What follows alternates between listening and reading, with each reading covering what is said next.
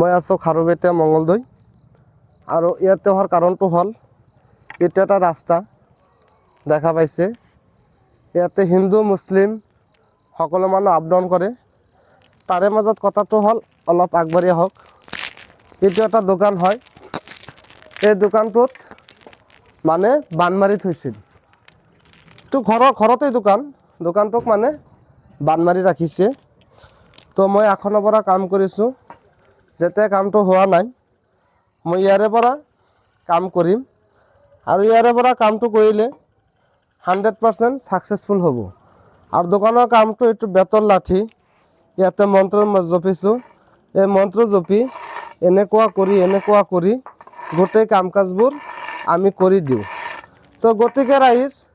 হেনেকুৱা যদি আপোনালোকৰো কিবা অসুবিধা আছে কোনবা ঘৰতে হওক দোকানতে হওক কোনবা মানে জায়গাতে হওক বিজনেস ক্ষেত্ৰত যদি সাকসেসফুল হ'ব পৰা নাই আপোনালোকে মোৰ লগত যোগাযোগ কৰিব মই সেই কাম কাজবোৰ কৰি দিম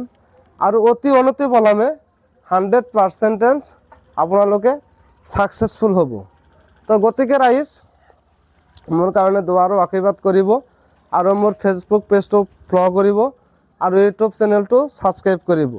খুদা হাফিজ জয় অসম।